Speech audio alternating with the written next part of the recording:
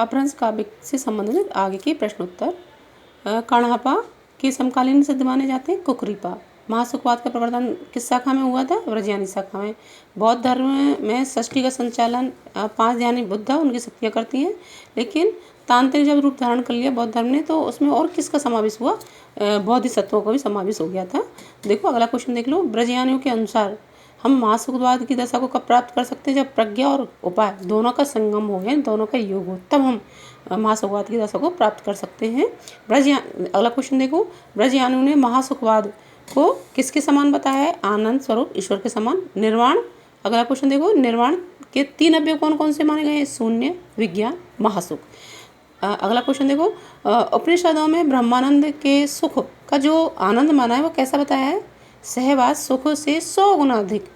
ब्रजयानी सिद्ध निर्वाण के सुख या ब्रह्मानंद के सुख को किसके समान मानते हैं? सहवास सुख के समान मानते हैं। शक्ति के साथ देवताओं का होना, ये भावना किस में चली? युगनद की भावना थी कि स्त्री के साथ पुरुष का होना अनिवार्य है, तो ये भावना थी युगनद की भावना। इससे अश्लीलता को बढ़ावा मिला। देखो अगला क्वेश्चन देख लेते हैं। गुह्य समाज या श्री समाज का संबंध था ब्रजयानी शाखा से। गुह्य समाज या श्री समाज, इसका संबंध था ब्रजयानी शाखा से, यानी स्त्री पुरुष का साथ होना। यानी जो सिद्ध थे वो तांत्रिक थे, वो अपने साथ एक योगिनी भी रखा करते थे। ब्रजयानियों की साधना के प्रधान अंग कौन से थे? देखो स्त्री का संग रखते थे, ये सबसे कमी थी उनकी।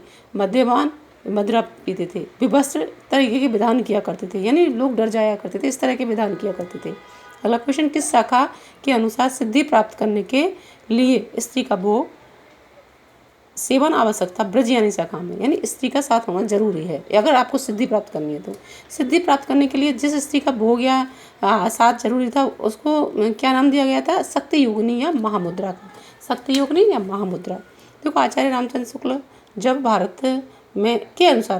भारत में मुसलमान आए तब देश के किस भाग में दुराचार बहुत चरम सीमा पर फैला? पूर्वी भाग में, बिहार, उड़ीसा, बंगाल, और बिहार के मूलतः नालंदा और उसमें। देखो सिद्धों ने पंचविडाल से तात्पर्य माना है। पंचविडाल यानी ये लुईपा का एक काव्य पंक्ति आई थी, गीत आया था।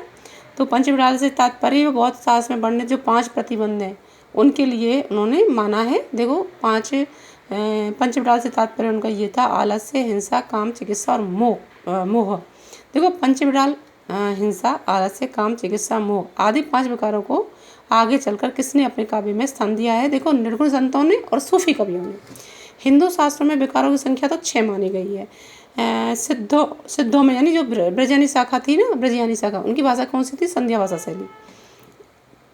देखो इस संस्कृत में भी उन्होंने सिद्धों की जो शिष्याएँ रही हैं उन्होंने संस्कृत में भी अपनी बात रखी है। देखो प्रत्यात्म वेदये भगवान उपमा वर्जितम प्रभु सर्वज्ञ सर्वव्यापी च कर्ता हर्ता जगतपति यह श्रीमान वज्र सत्वो असौ व्यक्त भाव प्रकाशक है।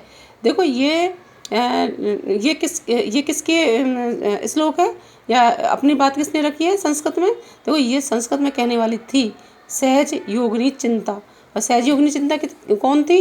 ये दरिकपात थे, उनकी शिष्या थी, यानी ये सिद्ध थे, उनकी एक स्त्री थी या महिला कह लो, वो इनकी शिष्या थी। जब तक अपनी गृहिणी का भोग ना करेगा तब तक पंचविडाल का क्या उपयोग करेगा या विहार कैसे करेगा? तो ये जो शब्द थे या जो ये बात थी या ये जो कहने वाले थे ये थे कण्हपा।